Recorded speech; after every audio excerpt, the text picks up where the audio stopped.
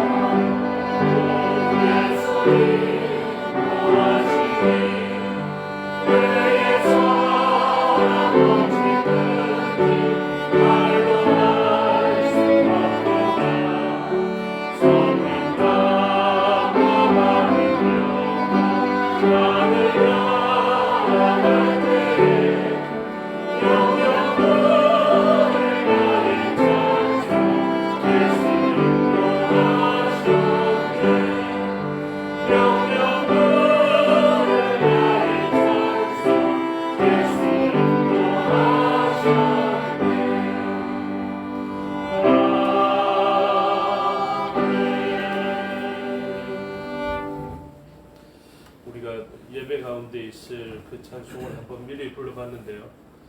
이렇듯 우리가 좀 공교하게 연습하여서 예배 시간 가운데는 그 찬양을 마치 찬양대처럼 그렇게 올려드릴 수 있으면 좋겠습니다. 찬송가 210장으로 교회의 영광을 찬송하겠습니다.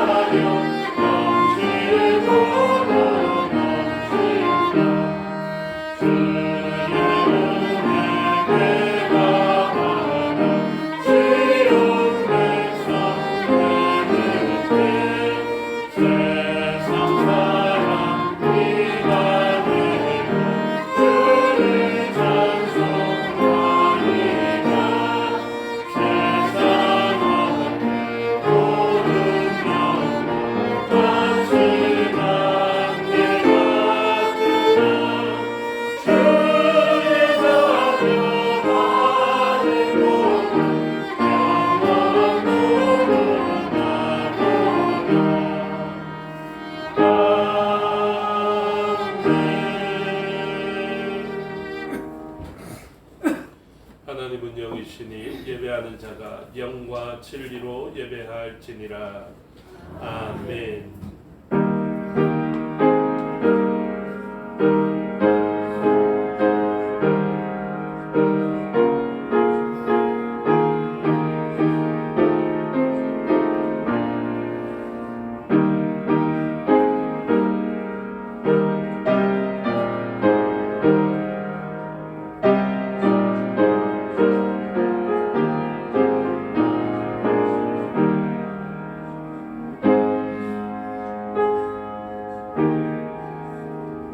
그의 거룩한 처소에 계신 하나님은 구하의 아버지시며 과부의 재판장이시라. 하나님이 고독한 자들은 가족과 함께 살게 하시며 갇힌 자들은 이끌어내사 형통하게 하시느니라. 오직 거역하는 자들의 거처는 메마른 땅이로다. 아멘. 사도신경으로 신앙을 고백하겠습니다. 나는 전능하신 아버지 하나님 천지의 창조주를 믿습니다. 나는 그의 유일하신 아들 우리 주 예수 그리스도를 믿습니다. 그는 성령으로 잉태되어 동정녀 마리아에게서 나시고 본디오 빌라도에게 고난을 받아 십자가에 못 박혀 죽으시고 장사된 지 사흘 만에 죽은 자 가운데서 다시 살아나셨으며 하늘에 오르시어 전능하신 아버지 하나님 우편에 앉아 계시다가 거기로부터 살아있는 자와 죽은 자를 심판하러 오십니다. 나는 성령을 믿으며 거룩한 공유회와 성도의 교제와 죄를 용서하는 것과 몸의 부활과 영생을 믿습니다. 아멘. 살아계신 아버지 하나님 은혜와 사랑을 감사합니다.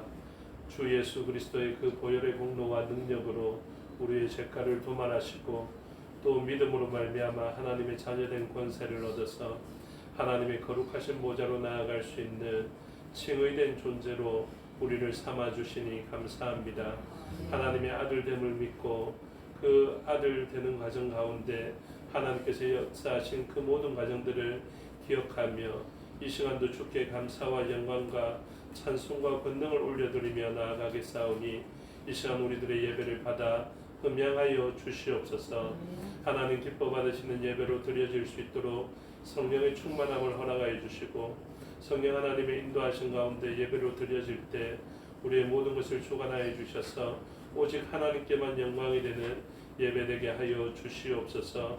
순서를 맡은 자들과 예배를 돕는 자들에게 하나님 능력 베푸셔서 온 성도들이 하나님 사랑하는 마음을 온전히 대표할 수 있도록 도와주시옵고 각처에 흩어진 우리의 지체들도 하나님의 도우심을 받아서 삶의 자리에서 하나님을 경험하고 하나님을 만나며 하나님께 감사할 제목으로 가득하게 하여 주시고 때를 만나 하나님께 예배하게 하여 주셔서 이 시간 모인 우리들과 동일한 은혜를 우리의 지체들도 받게 하여 주시옵소서. 그래서 주의 몸된 지체들이 강건한 가운데 맡기신 사명을 감당케 하여 주시옵고 특별히 작은 성인교회에 맡기신 사명이 있겠사오니 우리가 살아가는 날 동안 그 사명을 감당하는 자들로서 살아가기에 부족함이 없게 하여 주시옵소서.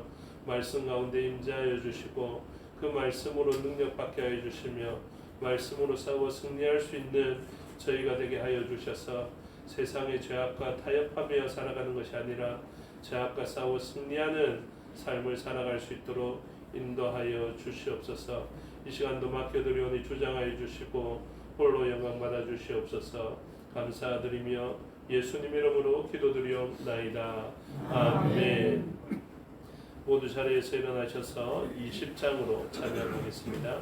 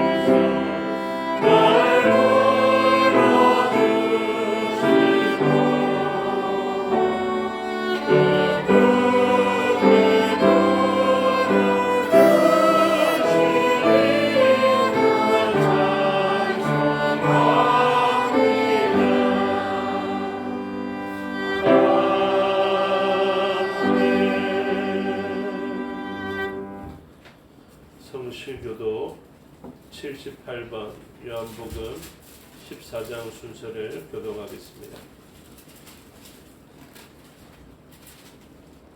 교독문 78번입니다. 너희는 마음에 근심하지 말라. 하나님을 믿으니 또 나를 믿으라.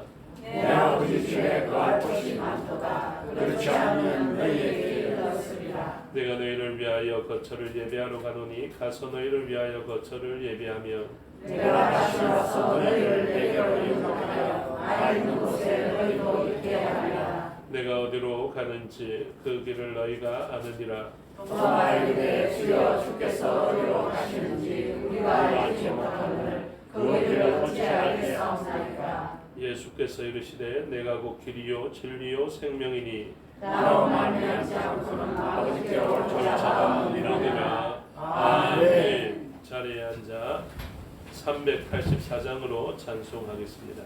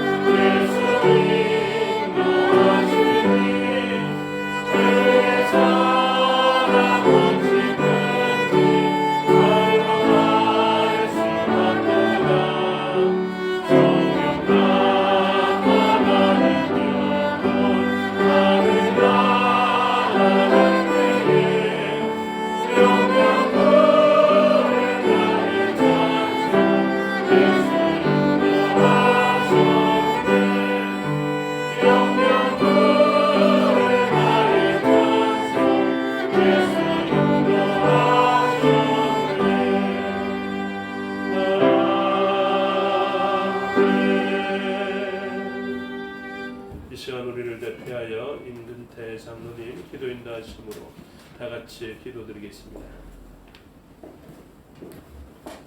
다 같이 기도하겠습니다. 성 삼위의 머리 되시며 세세 무궁토록 영광으로 빛나는 여호와 하나님께 찬양과 경배를 드립니다. 오늘도 저희 가운데 성령으로 역사하셔서 주님의 전으로 발걸음을 옮길 수 있게 하시고 이 거룩한 주일의 예배자로 삼으심을 감사드립니다. 이 시간 저희에게 향하신 주님의 크신 은총을 생각하며 겸손히 머리 숙여 예배에 온 마음을 쏟을 수 있게 하옵소서. 사랑이 많으신 주님, 저희 몸이 성령의 전인 줄 알면서도 성령을 쫓아 행하기보다는 유욕을 쫓아 마음이 원하는 대로 생활했던 한 주간의 삶이었습니다. 육체의 욕심을 꺾어버리지 못하고 성령을 거신케 한 죄를 많이 지었사오니 용서하여 주시기를 원합니다.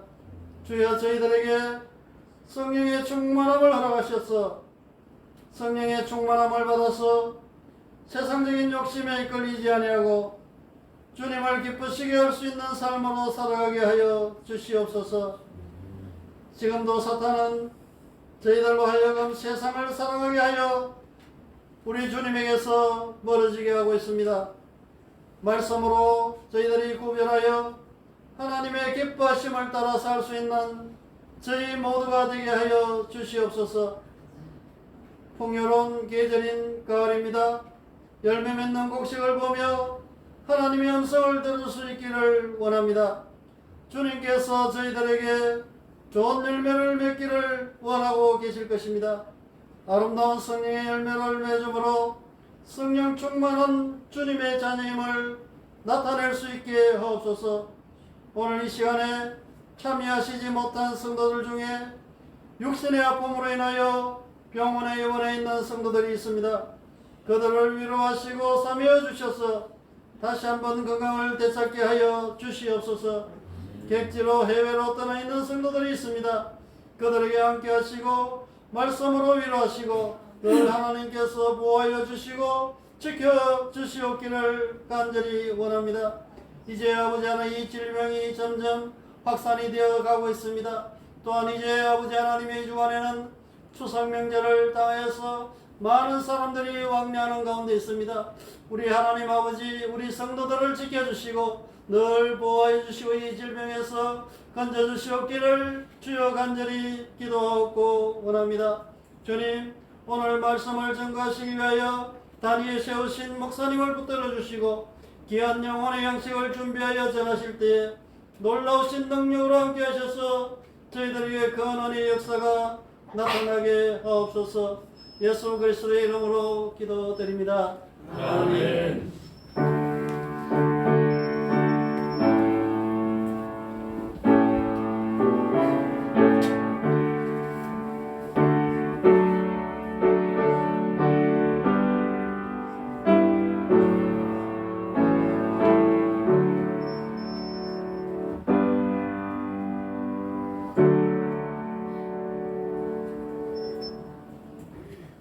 감사합니다. 하나님 말씀 모시겠습니다.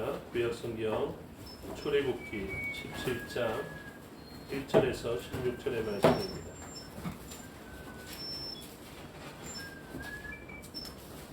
출애굽기 17장 1절에서 16절의 말씀을 교독하겠습니다. 이스라엘 자손의 온 회중이 여호와의 명령대로 신 광야에서 떠나 그 노정대로 행하여 르비딤의 장막을 쳤으나 백성이 마실 물이 없는지라. 백성이 모세와 나더러 우리에게 물을 주어 마시게 하라. 모세가 그들에게 이르되 너희가 어찌하여 나와 다투느냐. 너희가 어찌하여 여호와를 시험하느냐. 거기서 백성이 목이 말라 물을 찾으매 그들이 모세에게 대하여 원망하여 이르되 당신이 어찌하여 우리를 애굽에서 인도해 내어서 우리와 우리 자녀와 우리 가축이 목말라 죽게 하느냐. 모세가 여호와께 물으셔 이르되 내가 이 백성에게 어떻게 하리까. 그들이 조금 있으면 내게 돌을 던지겠나이다. 여호와께서 모세에게 이르시되 백성 앞을 지나서 이스라엘 장로들을 데리고 나일강을 치던 내 지팡이를 손에 잡고 가라. 내가 벌창에 있는 그 반석이 거기서 내 앞에 서니 너는 그 반석을 치라. 그것에서 물이 나오리니 백성이 마시리라. 모세가 이스라엘 장로들의 목전에서 그대로 행하니라. 그가 그 곳 이름을 마사 또는 무리바라 불렀으니 이는 이스라엘 자손이 다투었음이요. 또는 그들이 여호와를 시험하여 이르기를 여호와께서 우리 중에 계신가 안 계신가 하였음이더라. 그때 아벨이 와서 이스라엘과 미디안에서 싸우니라. 모세가 여호수아에게 이르되 우리를 위하여 사람들을 택하여 나가서 아말렉과 싸우라. 내일 내가 하나님의 지팡이를 손에 잡고 산 꼭대기에 서리라.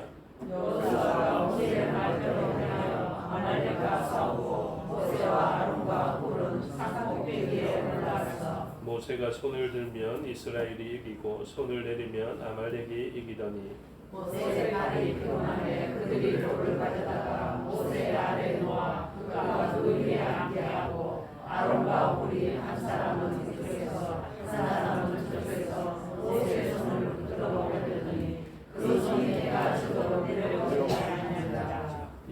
여호와가 칼날로 아말렉과 그 백성을 쳐서 무찌르니라. 여호와께서 모세에게 이르시되 이것을 제게 들고가여 기념하게 하고 여호수아의 귀에 열어 들리라. 내가 아말렉을 없이하여 천하에서 기억도 못하게 하게 하리라. 모세가 제단을 쌓고 그 이름을 여호와 니시라 하고 이르되 여호와께서 맹세하시기를 여호와가 아말렉과 더불어 때때로 싸우리라 하셨다 하니라. 아멘. 기도하겠습니다. 아버지 하나님 은혜와 사랑을 감사합니다. 이 시간 하나님의 말씀을 듣겠습니다. 성령 하나님께서 가르쳐 주시고 우리 마음에 새겨 주시옵소서. 좋은 하나님 말씀과 뜻을 온전히 드러내게 하여 주시옵소서. 감사드리며 예수님 이름으로 기도드리옵나이다. 아멘. 오늘 본문을 가지고 두 싸움이라는 이 두 종류의 싸움에 대해서 살펴보겠습니다. 첫 번째 싸움은 내부적 싸움이고요. 또 하나의 싸움은 외부에서 일어난 싸움입니다. 두 번째 외부에서 일어난 싸움은 아말렉과의 싸움이었고 내부에서 싸움은 백성들이 원망하고 불평하게 되는데 그 대상이 누구냐면 아론도 있겠지만 모세가 대표적으로 나타나게 되는 것이죠. 그래서 모세를 향하여 그들은 이 앞장에도 마찬가지인데 출애굽을 경험하고 홍해를 마른 땅을 밟고 지나가고 그 홍해를 다시 덮으셔서 뒤따르는 애국 군대를 수몰하여 주신 하나님께 찬양과 영광을 올려드렸던 그 찬양 다음에 바로 원망이 나오거든요. 그 원망이 이어지고 오늘 룬이라고 표현된 원망 말고 거기에서 진일보하여서 다투었다라고 싸움이 일어났다라는 것을 가르쳐주고 있습니다. 그렇게 그 내부적인 싸움의 현장에서 모세는 어떤 입장을 가지게 되느냐 하면 백성들이 조금 있으면 돌로 치겠습니다라는 그런 위기를 만나게 됩니다. 모세를 위대한 지도자라 이야기합니다. 그런데 모세가 어떻게 보면 인도하고 목회했다라고 볼 수 있겠죠. 출애굽한 그 백성들을 광야교회라고 부르니까요.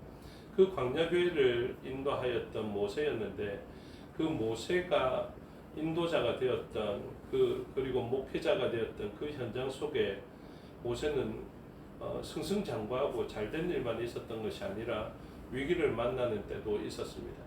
그런데 그 위기가 외부의 대적들에 의해서 죽을 뻔하였다 이런 것이 아니라 내부에 있던 사람들에 의해서 조금 있으면 돌을 던지겠습니다. 돌로 치겠다라고 할 정도로 그 내부에 있던 사람들이 모세를 죽이려 했던 것을 알 수 있게 됩니다. 다윗의 시대에도 마찬가지였습니다. 다윗이 그 많은 사람들과 함께 하였고 그리고 그 많은 사람들은 다윗과 함께했던 하나님의 역사들을 살펴보았음에도 불구하고 다윗으로 인하여서 그 불이익을 만나게 되었을 때 다윗의 결정으로 인하여서 처와 자녀들이 사로잡혀가게 되었을 때 그들은 다윗을 향하여서 돌로 치려 하는 그런 일들을 만나게 되었던 것입니다. 그래서 이 싸움은 계속되는 것이고요. 이 내부의 싸움뿐만 아니라 외부의 싸움도 마찬가지입니다. 아말렉과의 싸움을 계속 이야기하는데 하나님께서는 이 아말렉과 계속 싸워주시겠다라고 말씀하시죠. 그래서 이 싸움은 지금 출애굽한 백성들이 이제 처음으로 전쟁을 만난 일이 되기도 하지만 이 전쟁은 나아가서 지속되는 전쟁이기도 하고요. 주님께서 완전히 승리하는 날까지 계속되어지는 전쟁일 것입니다. 그래서 하나님의 나라와 그리고 하나님의 나라의 완전한 성취들을 바라보면서 어떻게 표현하냐면 D-Day와 빅토리-데이 이렇게 표현하기도 합니다. 우리가 노르망디 상륙 작전도 이야기하고 인천 상륙 작전도 이야기하는데 그런 전쟁 가운데 결정적으로 이제 전쟁의 승기가 넘어오는 그런 때가 있습니다. 예수 그리스도께서 악한 권세를 다 무찔러 주시고 승리하시는 날이 있는데 그 전쟁이 아직도 잔존되어지게 되는 것이죠. 그래서 결정적으로 전쟁을 승리하게 되어서 전쟁의 그 승기가 넘어오게 되는 날이 있습니다. 그 날을 이제 D-Day라 이야기를 하고요. 신학적으로 해석할 때 그렇습니다. 그 다음에 이제 잔존되어져 있던 그 대적들을 다 무찌르고 완전하게 승리가 도래하는 날이 있는데 그날을 빅토리 데이 이래서 V-Day 이렇게 이야기하는 것입니다. 하나님의 나라도 마찬가지입니다. 하나님의 나라도 예수 그리스도의 그 십자가의 사역으로 말미암아 그리고 십자가의 죽으심과 또 부활하신 그 일을 통하여서 악한 권세에 심각한 타격을 주었고 모든 승기가 우리에게 넘어온 것이 분명합니다. 그리고 우리는 질 수 없는 싸움을 하고 있는 것이죠. 그리고 그 싸움은 지금 교회에 맡겨지고 성도님들에게 맡겨져서 그 싸움을 감당하게 되는 것입니다. 그래서 이러한 시간들을 보내고 있다가 예수 그리스도께서 재림하시는 그날에 이제 온전한 승리가 우리에게 주어지게 되는 것을 가르쳐주고 있습니다. 그래서 우리는 이 싸움이 그냥 모세의 시대에만 있고 끝나는 것이 아니라 앞으로 완전한 승리가 주어질 때까지 우리가 하늘의 거처로 옮겨질 때까지 이 땅 위에서 계속된 싸움이다라는 것을 알고 있어야 이 싸움을 대처할 수 있을 것입니다. 교회도 마찬가지입니다. 교회에서 이제 싸움과 다툼이 끝났냐면 그렇지 않습니다. 아무리 하나님께서 주의 몸된 지체로 만들어주신 교회이지만 그 교회는 무형교회와 유형교회가 있다 그랬죠. 이 유형교회에서는 지속된 다툼과 분열이 있을 수 있습니다. 교회에서 어떻게 이런 일이 있을 수 있을까 하고 참 상처받으신 분들이 많거든요. 이런 일이 안 일어나면 정말로 좋겠지만 그래도 이러한 싸움은 계속될 것이다 말씀하셨기 때문에 우리가 그것을 잘 대비하고 그 싸움에 승리할 수 있도록 오늘 말씀을 통해서 지혜를 구할 수 있어야 할 것입니다. 오늘 본문에 보니까 17장 1절에 이스라엘 자손의 온 회중이 여호와의 명령대로 신 광야에서 떠나 그 노정대로 행하여 르비딤의 장막을 쳤으나 백성이 마실 물이 없는지라. 여러분 이 한 절의 어려움을 아시겠습니까? 물이 없다라는 것만 어려운 것이 아니라 물이 없는데 누구의 인도하심을 따랐고 누구의 계획대로 움직인 것입니까? 하나님의 뜻대로 하나님의 말씀대로 움직인 것입니다. 모세는 앞서 애굽 출애굽을 먼저 경험했던 사람이죠. 왕자의 지위를 가지고 있다가 그의 백성들을 살리기 위해서 그 다툼에 개입하여서 애굽 사람을 쳐 죽였는데 그 일로 말미암아 모세는 큰 위기를 만나게 되고 그 위기 때문에 자신의 왕이 예견된 왕위마저도 포기하고 도망할 수밖에 없는 사람이 되었습니다. 그리고 그가 주로 생활한 곳이 어디냐면 지금 출애굽 경로라 이야기할 수 있는 그 부근과 그 지근을 잘 알 수 있었고 그가 양들을 칠 때에도 마찬가지입니다. 목축업을 할 때에도 그러한 이제 돌아다니면서 지형을 파악할 수밖에 없었기 때문에 그러한 부분은 잘 알고 있었죠. 그러면 두 가지가 선택될 수 있습니다. 모세의 뜻대로 갈 수 있는 길이 있고요.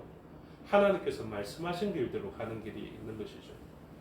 모세는 그 길을 잘 안다라고 말씀을 드렸습니다. 그러면 이 길로 가서는 물이 없다라는 것쯤은 쉽게 파악하고 있었을 것이고 물이 있는 곳도 잘 알고 있었을 것이죠.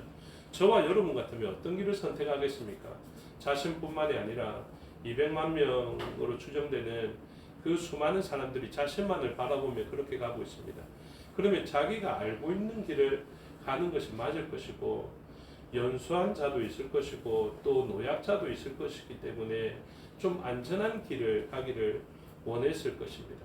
그런데 모세는 출애굽한 이후에 줄곧 누가 말씀하시는 길을 갔느냐 하면 하나님께서 말씀하신 길을 걸어갔던 사람입니다. 그래서 편안하고 빠른 길이 있었음에도 불구하고 하나님의 인도하심에 따라서 그 길을 가다가 예전에 개역 한글 표현으로는 돌쳐서 그러니까 잘 가던 길을 다시 되돌아와서 하나님께서 말씀하신 길로 갔는데 그 길의 결과가 어땠냐면 뒤에는 애굽의 군사가 따를 수밖에 없는 이제 도간에 든 지와 같은 길이었고요. 앞에는 홍해가 가로막힌 길을 만나게 되었던 것입니다. 그래서 하나님의 말씀대로 길을 갔는데 위기를 만났던 경험이 있는 것이죠. 그런데 그 위기에서 모세는 하나님께 기도하고 하나님께서 말씀해 주신 하나님의 지팡이를 바다를 향하여서 내밀었을 때 하나님의 놀라운 역사들을 경험하면서 그 길을 건넜던 것입니다. 그래서 모세는 누구보다 잘 알겠죠. 수많은 200만 명이나 되는 사람들이 일일이 다 알지는 못하겠지만 모세는 알고 있습니다. 그렇구나. 내가 생각했던 빠른 길, 안전한 길도 있겠지만 하나님께서 말씀해 주신 그 길을 걸어가야 나를 비롯하여서 나에게 맡겨주신 이 수많은 사람들에게 유익함이 생기는 것이고, 그리고 하나님의 놀라운 능력을 경험하는 일들이 생기는 것이구나 라고 알게 되었던 것입니다. 오늘 우리들, 저와 여러분이 알아야 되고 제가 간절히 소원하는 길이 바로 그것입니다. 우리의 지혜대로 갈 수 있는 길과 방법 말고요, 나의 길이요 진리요 생명 되신 예수님께서 보여주시는 길, 하나님께서 보여주시는 길들을 잘 분별하여서 내가 가고 싶은 길, 우리 공동체가 가고 싶은 길이 아니라 하나님께서 보내주신 그 길을 걸어가는 것입니다. 그 길을 걸어갈 때 저도 안전하고 여러분들도 안전할 뿐만 아니라 그 길에서는 위기는 만날 것입니다. 위기는 만나겠지만 도우시는 하나님을 분명하게 경험하게 될 것이죠. 그 하나님이 경험되어져야만 다른 위기를 만났을 때도 하나님을 향하여서 부르짖을 수 있게 될 것입니다. 그래서 그 경험들을 통하여서 우리는 참되신 하나님께 참된 영광과 찬송을 올려드릴 수 있게 되는 것이죠. 그래서 백성들이 경험하였습니다. 경험하지 못했던 것이 아니라 경험을 해봤죠. 그런데 우리가 또 알아야 될 것은 그 단 한 번의 경험이 우리를 바꿔놓지는 못한다는 것입니다. 우리는 지속된 경험이 필요한 목이 고든 사람이다라는 것을 잘 파악하고 있어야 됩니다. 그래서 원망하는 사람들을 향해서 어떻게 저럴 수 있지 이렇게 생각할 것이 아니라, 원망하는 사람들 보면 참 나랑 많이 닮았네 이렇게 생각할 수 있어야 합니다. 그래서 지금 백성들은 모세를 돌로 친다고 그 사람들 나쁘네 이렇게 생각해야 되는 것이 아니라, 그들이 모세를 향해서 돌을 들 수 있었다면 참 나와 많이 닮았네, 나도 그런 상황이 되면 돌을 들 수도 있었겠네, 나는 좀 목마른 것을 참을 수 있을런지 몰라도 나의 부모님이 목말라서 저렇게 갈증내하고 나의 아이들이, 자녀들이 저렇게 목마른 것을 보고 나의 가축들이 목말라서 죽어가는 것을 보면 정말로 화가 났겠네 하고 생각할 수 있어야 하는 것이죠. 그래서 이 사람들은 하나님의 은혜를 경험했음에도 불구하고 물이 없음으로 말미암아 하나님께서 인도해 주셨는데 왜 물이 없을까 하는 그런 생각을 하게 되었던 것입니다. 그래서 화가 났죠. 화가 나서 모세를 죽이려 하는데 모세는 분명하게 이야기합니다. 너희는 왜 여호와를 시험하려느냐라는 것이죠. 그래서 그렇게 화를 내는 것은 모세에 대한 화뿐만이 아니라 바로 여호와에 대한 화를 낸 것이고 시험이었음을 이야기하고 있습니다. 그래서 2절을 보십시오. 백성이 모세와 다투어 이르되 우리에게 물을 주어 마시게 하라. 모세가 그들에게 이르되 너희가 어찌하여 나와 다투느냐, 너희가 어찌하여 여호와를 시험하느냐라는 것이었습니다. 그래서 여호와를 시험했던 백성들이 모세를 향하여서 화를 냈던 것을 보여주는데, 그들이 모세에게 화를 낼 수 있었던 이유가 바로 여호와를 시험했기 때문에 그렇습니다. 어떤 시험이었는가가 이제 다음에 9절에서 나오는데요. 7절을 보시면 그가 그곳 이름을 마사 또는 모리바라 불렀으니 이는 이스라엘 자손이 다투었으며 또는 그들이 여호와를 시험하여 이르기를 되어 있죠. 시험하여 이르기를 여호와께서 우리 중에 계신가 안 계신가 하였음이더라. 그래서 그들이 시험하였습니다. 그리고 그들이 다투었는데 왜 다툴 수 있었느냐를 살펴보니까 하나님이 안 계실 수도 있다라고 생각했기 때문에 그렇습니다. 여러분, 하나님의 임재를 분명하게 느끼는 것이 왜 중요하냐면요, 하나님이 분명히 이 자리에 실존하다라는 것을 알고 있으면 우리의 모든 생각과 모든 결정들은 다르게 됩니다. 당장 지금 이 예배의 처소에 하나님이 계신가 안 계신가라는 이러한 질문 가운데 하나님이 분명히 임재하고 계신다라고 인식하는 사람들과 하나님이 계신지 안 계신지 모르겠다 하는 사람과 하나님이 어디 계신가 하는 사람들은 그냥 다른 사람입니다. 우리가 예배를 드릴 때도 마찬가지입니다. 제가 직분자들에게 책을 드리고 그 책을 읽어달라 말씀을 드렸는데, 그 직분자들이 읽는 가운데 교회, 나의 고민이 되고 나의 사랑이 되기도 하는 그 교회에 대해서 생각할 때 그 그의 관점과 시선이 바뀌게 됩니다. 어떤 시선이었냐 하면 전에는 교회가 꼭 필요한가라고 생각하고 예배를 꼭 이렇게 드려야 되는가 하고 생각했던 그 사람이 관점이 바뀌게 되죠. 예전에는 사람들만 봤던 그 관점이었고 사람들이 평가하는 자신만 바라보는 관점에서의 예배를 드렸는데 그때 예배를 보니까 막 재미없고 엄숙하고 따분하고 이렇게 하니까 그 예배를 견딜 수가 없었던 것이죠. 왜 설교를 저렇게 하는지, 왜 재미가 없는지 자기에게 초점이 맞춰져 있을 때는 그러한 예배가 불만이었습니다. 그런데 그 사람에게 관점의 변화가 생기는데 예배는 나의 만족이 아니라 하나님의 만족을 위하여서 드려지는 것이다. 그것을 깨달으니까 그 예배가 바뀌어졌다는 것입니다. 예배는 하나님을 만나는 그런 시간입니다. 아멘이십니까?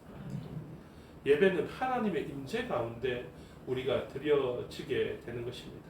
왜 저도 나름대로는 제 주변의 사람들에게 재밌는 사람입니다. 근데 왜 그렇게 지루해 보이고 따분해 보이느냐 하면 하나님의 그 임재 앞에 엄숙한 가운데 진행되어지기 때문에 그렇습니다. 그래서 이러한 예배의 시간뿐만 아니라 우리의 모든 삶의 처소에 때로는 물이 없는 그런 상황 가운데 있을 때라도 우리가 인정해야 되는 것이 무엇이냐면 하나님이 여기에 계신다.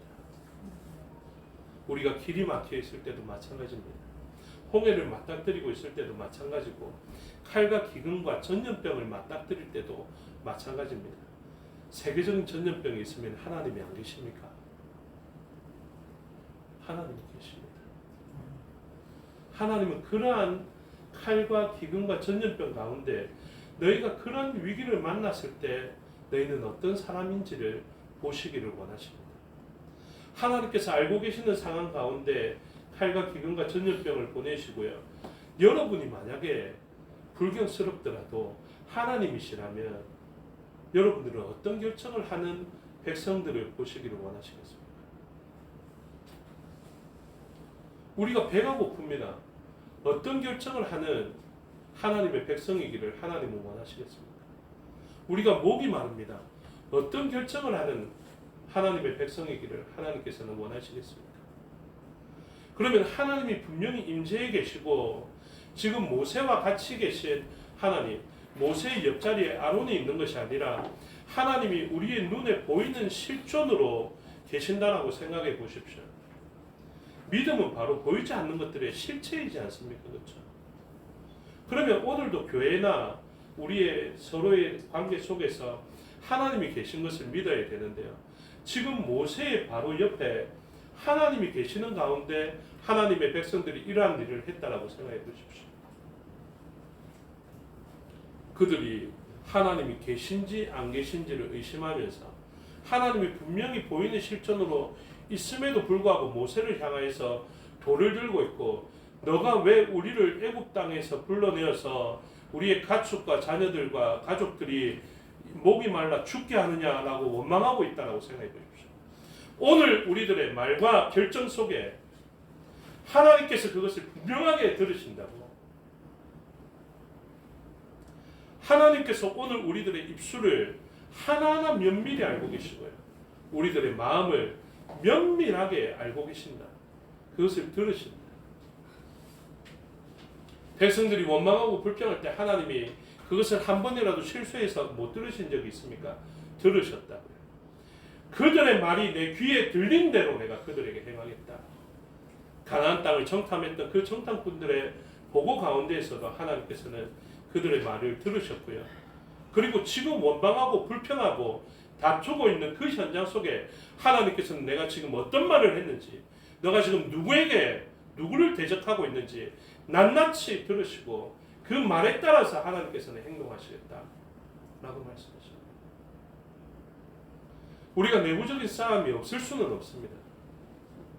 그럼에도 불구하고 내부적인 싸움이 생기지 않도록 억제할 수 있는 억제력, 우리가 전쟁을 이야기하면서도 전쟁을 억제하는 억제력이 있다라고 이야기하는데 이 내부적인 원망과 불평, 그래서 자신들을 인도하고 있는 모세를 향해서 돌을 들고 있는 이 일을 억제할 수 있는 능력은 어디에 있냐면 그 문제를 일으키고 원망하고 다투는 그 사람에게 하나님의 분명한 역사들이 목도되어지는 것입니다. 하나님의 임재를 기억하는 사람, 하나님의 임재를 알고 있는 사람, 이 사람이 내부적인 싸움을 일으키지 않는 것입니다. 그래서 내부적으로 원망하고 불평하고 다투는 이 사람은 분명합니다. 지금 자신만 보입니다. 죄의 속성이 되는 이기주의, 자신과 자신의 가족, 자신의 가축, 이것만 보이는데 우리와 함께 하시는 하나님을 보게 될 때 그 다툼은 멈추어질 수 있다라는 것을 가르쳐주고 있습니다. 그래서 이 위기를 어떻게 극복하느냐 하면 5절에 보니까 여호와께서 모세에게 이르시되 하나님께서 말씀하십니다. 그리고 어떻게 하냐면 백성 앞을 지나서 이스라엘 장로들을 데리고 나일강을 치던 내 지팡이를 손에 잡고 가라 이렇게 말씀하시죠. 지금 백성들 200만 명을 다 데리고 갈 수 없습니다. 그래서 백성들의 장로를 데리고 갔다라는 이 표현은 어떤 표현이냐면 곧 백성들을 다 목도하러 데리러 갔다 이 표현입니다. 그래서 이 세워진 지도자들을 통하여서 백성들은 200만 명이 남아있는 사람이 있죠. 아직 모르는 사람이 있을 것입니다. 이 사람들은 원망하고 불평할 수 있습니다. 그런데 생각해 보십시오. 모세와 함께 목도하였던 장로님들을 데리고 가서 그 일을 목도시키는데 하나님의 임재를 경험하게 하는데 그 이후의 삶은 어떻게 되냐면 200만 명이나 그들의 가족이나 자녀들이 원망할 수 있을 것입니다. 아니 모세는 왜 우리를 데리고 와가지고 이렇게 목이 마르게 하지? 이랬을 때 그 시대의 장로님들이 어떻게 했겠습니까? 내가 하나님의 역사들을 보았다 라고 이야기를 하면서 너의 그 원망과 불평은 하나님을 향하는 것이니 당장 멈추도록 하라.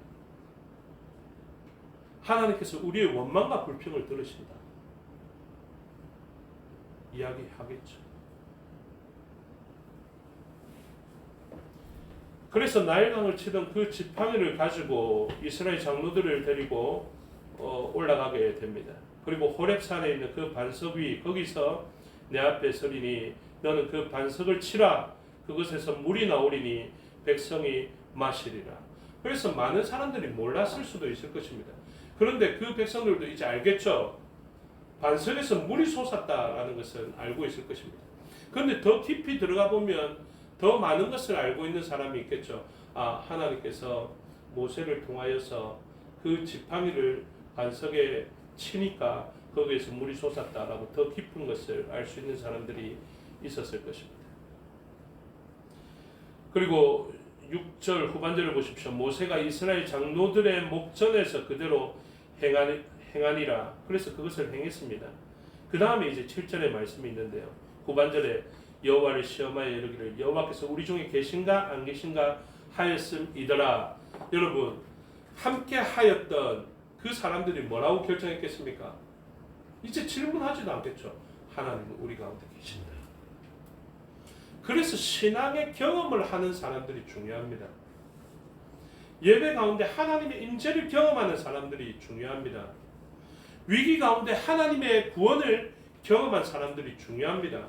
오늘 저와 여러분 이 예배의 현장 속에 나와 있는 사람들은 하나님을 경험해야 됩니다. 하나님의 임재를 경험해야 됩니다. 하나님께서 반석에서라도 물을 내시는 하나님이 경험되어져야 합니다. 그래야 집에 가서 무엇을 이야기할 수 있습니까? 원망과 불평을 그치라 이야기할 수 있겠고요.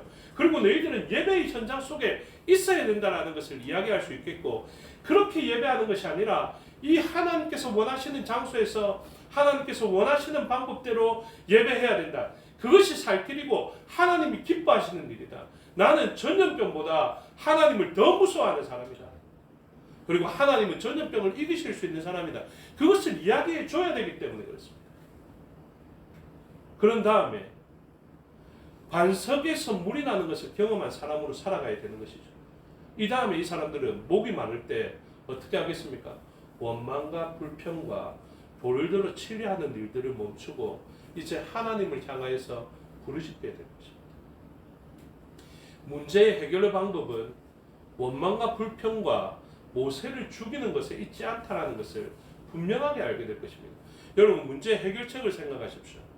항상 내부에 문제가 있을 때 기억해야 되는 것이 무엇이냐면 하나님의 임재뿐만이 아니라 어떻게 해야 이 문제가 해결될 것인가 하는 지혜로운 선택입니다. 원망하면 해결되냐면 그렇지 않습니다. 불평하면 해결되냐면 그렇지 않습니다. 다투면 해결되냐면 그렇지 않고요. 모세를 죽이면 해결되냐면 그렇지 않습니다. 오히려 더 번거로운 일들이 생기겠죠.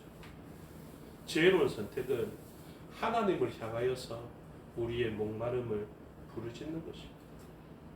그럴 때 하나님은 반석에서라도 내시는 생수가 되어서 우리를 건지시는 분인 것을 알 수 있게 합니다.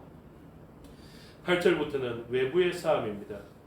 이 외부의 싸움이 유익했던 것이 있는데 왜 외부의 싸움이 유익했냐면 물론 하나님의 능력을 보게 하겠지만 가장 우선적으로 돌을 치려 죽이려 했던 모세를 바라볼 때 이제 모세는 죽어야 할 존재가 아니라 살아 있어야 할 존재로 보게 된다라는 것입니다.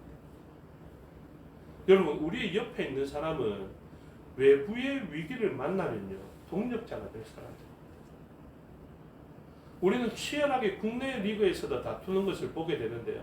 이 다툼을 벗어나는 길은 무엇이냐면 국가대표로 나아가는 것입니다. 국가대표로 나아가면 치열하게 국내 리그에서 다투고 경쟁하였던 이 사람이 자신의 편이 되어 있는 것을 알 수 있게 됩니다. 지금 교회들은 어떠하냐면 치열하게 다툼이 생기는지 모르겠지만 이 다툼의 벽을 넘고 하나님께서 하나 되게 하신 것을 쫓아서 악한 세력과 싸워야 하는 같은 편인 것을 기억할 필요가 있습니다. 그래서 외부의 싸움이 없을 때에는 내부의 사람들을 보면서 내 기분과 내 기준에 들지 않으면 그 사람에 대해서 정죄하고 다툴 만한 일들이 생기겠지만 외부의 싸움이 있게 되면 그 사람은 나와 함께 손잡고 힘을 합쳐서 싸워야 하는 그런 동력자인 것을 알 수 있게 됩니다. 그래서 이런 위기를 만났을 때 새로운 동력자를 세우는 것을 볼 수 있게 되죠. 이 외부적 위기가 주는 또 유익은 무엇이냐면 다음 세대의 동력자들을 생각하게 된다라는 것입니다. 여러분 저와 여러분이 알아야 하는 것이 있습니다. 그것이 무엇이냐면 다음 세대를 이어갈 만한 사람들을 기억하고 세워가고 있는가라는 것을 기억할 필요가 있습니다. 그래서 그 사람들에 대해서 깊이 있게 생각해야 되는데 제가 오늘 말씀을 전하려고 그랬는지 몰라도 어제 꿈을 꾸는데 하성봉 목사님이 갑자기 등장하더라고요. 이제 하성봉 목사님은 부산교회에서 사역하다가 이제 사역을 그만두게 되었던 것입니다. 그리고 아직까지 제법 오래 되었는데요. 아직까지 사역지를 찾지 못하게 되는데 이제까지 오랜 세월 되었는데 제가 한 번도 꿈을 꾼 적이 없었는데 그분과 하동석 목사님이 갑자기 이제 꿈에 나타나서 이제 다음 세대에 대해서 좀 같이 걱정하다가 그렇게 지내고 제가 하성봉 목사님에게 이제 쉬는 것을 멈추고 하나님의 사역을 감당하는 사람이 되어야 되겠다고 이야기를 했는데 그런 생각을 하게 되는 것입니다. 그런데 제가 하성봉 목사님에게 전에 한번 들었던 이야기가 있습니다. 그게 뭐냐면 어느 한 목사님이 저에게 부탁했는데 이제 우리 교회는 너무 사역자들이 많아서 감당하기가 어려운데 하성봉 목사님이 저렇게 사역지에서 나온다 하니 이남열 목사가 좀 책임져 주면 좋겠어 라고 이야기를 했습니다. 근데 그 세월이 제법 지났습니다. 몇 년이 지났습니다. 근데 제가 오늘 그 이야기를 생각하면서 제가 그때 어떤 생각을 했냐면 그 목사님을 생각할 때 우리 교회에 모시고 와가지고 우리 교회에 유익하게 할 것인가 그리고 경제적으로 너무 어렵지 않을까 교회가 이런 생각을 사실은 먼저 했었습니다. 갑자기 그런 생각을 했던 것이 참 제 마음이 아프게 느껴지게 되었던 겁니다. 그 사람이 어쨌든지 간에 지금 하나님의 기름 부음을 받고 그렇게 목사로서 사역을 하는 그 일인데 그 일을 바라보면서 우리는 너무 교회의 구성원들을 우리의 가치관대로 평가하고 있는 것은 아닌가. 그분이 와서 꼭 교회에 경제적으로 도움이 되거나 어떻게 도움이 되어서가 아니라 사실은 그들과 우리가 같은 편인 것을 알고 그들이 사역의 현장에서 이제 도태라는 말까지는 그렇지만 뒤처지지 않도록 먼저 기도하고 생각했어야 되는 것이 나의 바람직한 입장이 아니었을까 하는 그런 생각을 하게 되는 것입니다. 그래서 저의 가치관도 참 나쁘다 이런 생각을 제가 하게 되었는데 바로 오늘의 현장 속에서 모세는 그 싸움의 현장에 가지 않습니다. 여호수아라는 그 사람을 세우게 되는 것이죠. 그래서 이 여호수아가 이제 칼을 들고 싸우는 싸움은 감당하게 되는 것입니다. 13절을 보니까 여호수아가 칼날로 아말렉과 그 백성을 쳐서 무찌르니라 이렇게 되어 있죠. 그래서 여호수아는 지금 칼날을 들고 아말렉과 싸워서 전쟁을 감당하는 자가 됩니다. 그럼 모세는 어떻게 되어 있을까요? 수많은 사람들이 모세의 행적을 쫓았을 것인데 모세는 산에 올라갔습니다. 백성들은 이렇게 생각했죠. 아니 전쟁이 났는데 모세 전장으로 나아가야 하겠죠. 전쟁터로 나아가서 있어야 되지 않겠습니까? 당신이 싸울 힘이 없다면 사기라도 북돋을 수 있는 사람이 되어야 하지 않겠습니까? 왜 이렇게 눈에 띄지 않는 곳에 갑니까? 이렇게 이야기할 수 있었을 것입니다. 그런데 놀랍게도 전쟁은 누구에 의해서 승패가 좌우되었냐면 칼날을 들고 싸우는 여호수아의 능력, 곧 칼날의 능력에 달려 있었던 것이 아니라 모세와 아론과 훌, 그 사람이 담당하였던 그 사역을 통하여서 전쟁의 승패가 좌우되었다라는 것입니다. 이 내적인 싸움과 외적인 싸움에 공통점이 있습니다. 그 공통점은 무엇이냐면 둘 다 여호와의 지팡이로 말미암아 해결되었다라는 것이죠. 물을 낼 때에도 그 나일강을 쳤던 하나님의 지팡이를 들고 가서 반석을 쳤을 때 그 반석에서 물이 나와서 해결되었고요. 그리고 이 싸움도 하나님의 지팡이가 아론과 훌에 의해서 들려지게 되었을 때 이 싸움은 승리하여서 여호와 니시를 우리에게 주어지게 되었다라는 것입니다. 여호와 니시가 무엇입니까? 여호와는 나의 깃발이라는 뜻이거든요. 이 깃발, 승리의 깃발이 되는 그 승리를 줄 수 있는 것이 바로 하나님의 지팡이에 있었다라는 것을 알 수 있게 됩니다. 여러분, 교회의 승패가 악한 권세와 싸워서 승리하는 이 승리가 저와 여러분들의 개인적인 역량에 달려있지 않습니다. 하나님께서 사용하시려는 그 의지, 하나님의 능력과 임재로 상징되어지는 그 지팡이. 여러분, 지팡이는 능력 없는 거 잘 아시죠? 모세도 마찬가지입니다. 모세도 능력 없습니다. 모세도 반석에서 물을 낼 능력이 없고요. 모세도 칼날로 쳐서 전쟁에서 승리할 능력이 없습니다. 그런데 마치 모세의 손에 지팡이가 들려 있는 것처럼 하나님의 손에 모세가 들려져 있고 그 하나님의 손에 지팡이가 들려 있을 때 비로소 하나님의 능력이 나타나게 되는 것이고 그 하나님의 능력만이 오직 우리를 니시 승리하게 하신다라는 사실을 기억해야 합니다.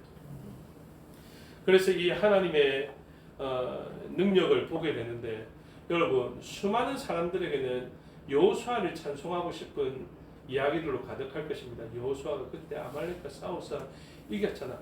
그때 여호수아가 칼날을 휘두르는 그 모습은 지금 생각해도 너무 멋진 것 같아. 이렇게 환호할 수 있었을 것입니다. 그런데 진짜 승리는 어디에 있다고요? 하나님의 지팡이에 있다고요. 그리고 그것을 알게 된 사람이 누구냐면 그 첫 번째 내부적 싸움에서도 모세와 함께하였던 장로님들이 알 수 있었을 것이고 그리고 두 번째 싸움에서도 모세의 팔을 들었던 아론과 훌은 잘 알게 되었을 것입니다. 여러분, 물이 없어 목마를 때 반석에서 물을 내시는 하나님이 계시기 때문에 평강을 누릴 수 있는 이 사람은 어떤 사람이냐면 모세와 동행했던 사람들. 전쟁에서 수많은 사람들은 여호수아에 초점을 맞추고 여호수아를 환호하고 있는 그때에 진짜 환호할 사람은 하나님의 지팡이를 들고 있었던 모세였다라는 것을 아는 사람이 누가 있을까요? 아론과 훌이겠죠. 여러분, 하나님의 임재와 하나님의 능력을 분명하게 분별하고 그 능력을 사모하는 사람들이 누군지 아십니까? 동력했던 사람들.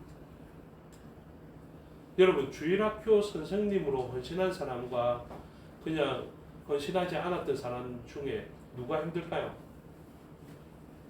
주일학교 교사로 있었던 분들이 훨씬 더 힘듭니다. 근데 하나님의 능력을 경험하는 기회는 누가 더 있을까요? 편했던 그 사람에게 있었던 것이 아니라 하나님의 일을 감당했던 사람에게 있습니다. 오늘 우리들이 내부적 싸움과 외부적 싸움이 지속되는 것을 알 수 있게 되는데요. 그 두 싸움을 통해서 유익을 누릴 수 있는 사람이 등장하는데 그 유익은 바로 하나님의 일에 동참했던 사람들이다라는 것을 기억하십시오. 많은 사람들이 교회를 편안하게 다니려고 합니다. 그런데 교회를 편안하게 다녀보면요, 하나님이 계시는지 안 계시는지 자꾸 하나님을 시험하게 됩니다. 그런데 동력해봤던 사람들은 하나님이 계심을 분명하게 인식하고 목이 마르면 하나님께 부르짖을 수 있고요, 전쟁을 만나면 하나님께 부르짖을 수 있습니다.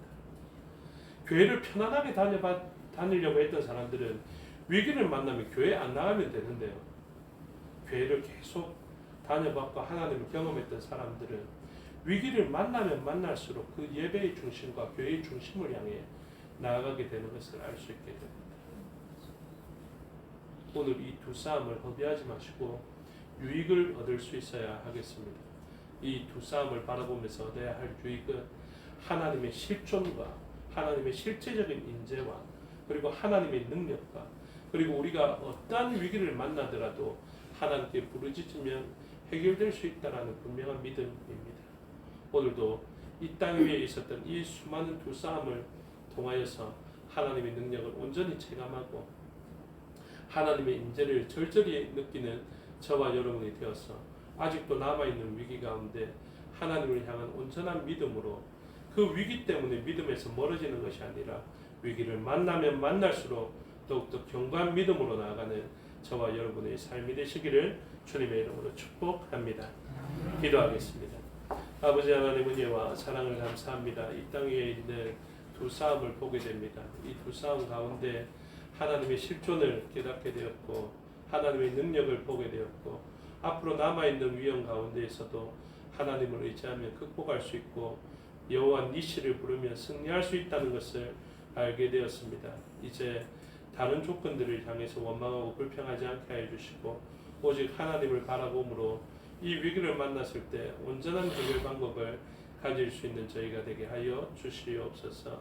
감사드리며 예수님 이름으로 기도드리옵나이다. 아멘. 찬송하며 봉헌하겠습니다. 213장 찬송하겠습니다.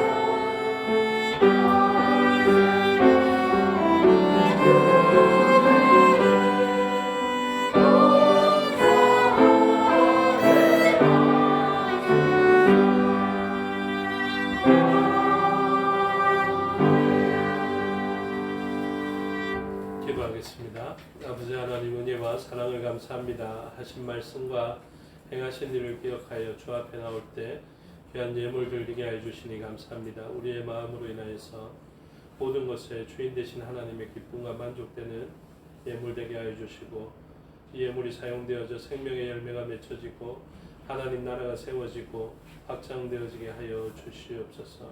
범사를 감사하며 주께 드렸사오니 모든 일 가운데 하나님의 인재를 깨달아 감사할 제목으로 넘쳐나게 하여 주시옵소서.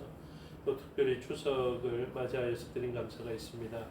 오곡 주심에 드린 감사가 있사오니 주님 기뻐 받아주시고 그의 삶의 자리에 풍성함으로 채워지게 하여 주시고 세상 사람들이 누구의 덕으로 잘 살고 있는지 분별하지 못할 때 그리스도인들을 통해서 오직 하나님의 은혜로만 잘 살고 긍휼을 누리고 있다는 것을 드러내게 하여 주시옵소서. 10의 1조를 하나님 앞에 드렸사오니 기뻐 받으시고 모두를 피워냈다 여기시겠사오니 땅과 하늘에 좋은 것으로만 채워 주시고 누르고 흔들어 넘치게 하여 주셔서 그의 개인과 가정과 교회와 열방을 섬기기에 부족함이 없게 하여 주시옵소서. 건축의 예물과 구제의 예물과 선교의 예물로 드렸사오니 다른 곳에 사용되지 않게 하여 주시고 목적한 대로 잘 사용되어지도록 인도하여 주시옵소서. 물질뿐만 아니라 우리의 눈물로 수고로 드린 것 있사오니 기뻐 받으시고 모든 것이 합력하여 선을 이루게 하여 주시옵소서. 감사드리며 예수님 이름으로 기도드리옵나이다. 아멘. 장로님 나오셔서 교회 소식 알려주시겠습니다.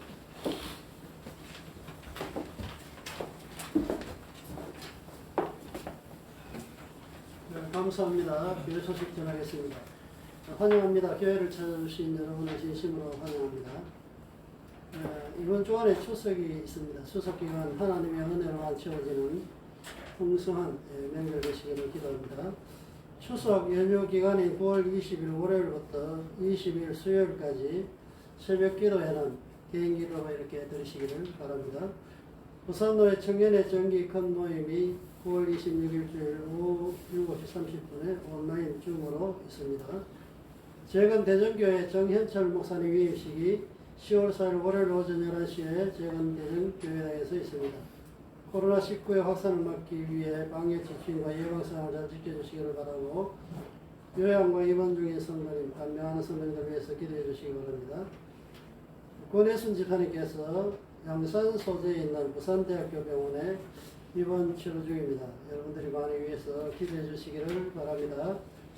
재건 주담릉교회 정청근 목사, 최석순 사모의 차남 정한봉군과 재건 소명교회 권주영, 조성적씨의 장녀 권소연영의 결혼식이 10월 16일 토요일 오전 11시에 문현동 소재 더 S 웨딩홀 그랜드홀에서 결혼식이 있습니다. 축하해 주시기를 바라고 오늘 예배에 김민준 선생님 참석했습니다.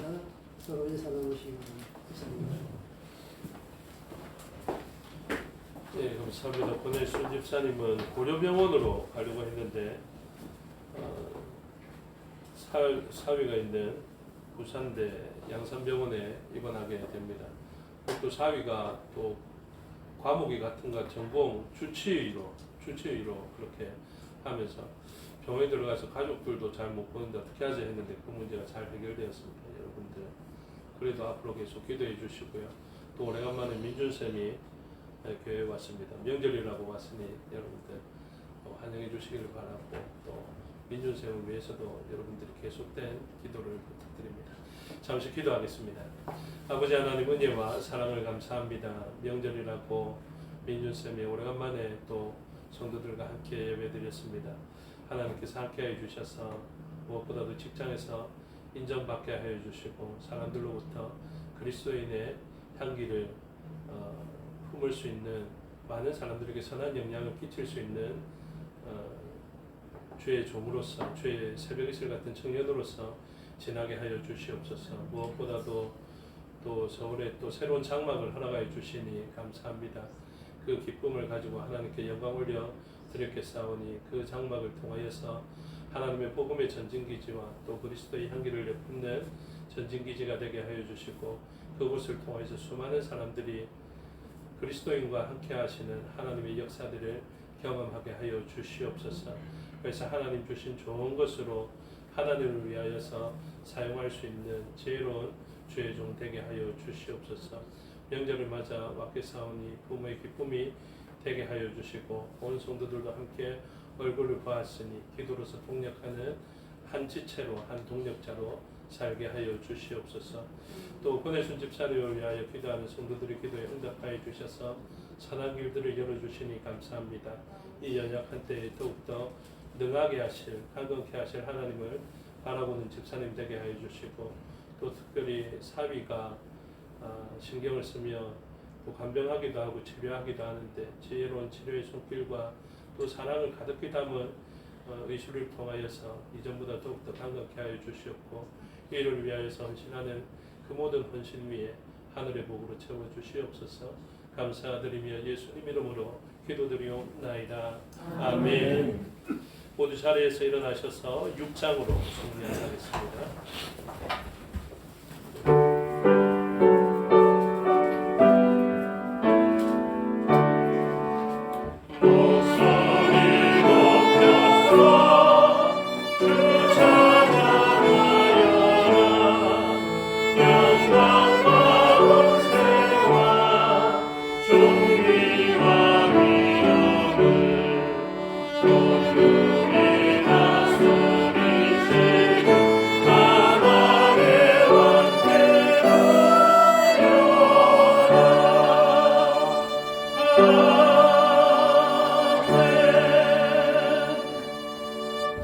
축도하겠습니다. 지금은 우리 주 예수 그리스도의 은혜와 아버지 하나님의 사랑과 성령의 교통하심이 오늘 말씀 가운데 투사함은 완전한 승리의 날까지 있겠으나 그 싸움 가운데서도 유익을 얻어 하나님만을 바라보고 하나님께 부르짖음으로 하나님께서 베푸시는 능력과 구원을 보기로 소원하는 주의 백성들 머리 위와 그들의 가정과 건속과 삶의 영역 위에 생업과 사업의 영역 위에 지금부터 영원토록 함께 하시기를 축원하옵나이다. 아멘.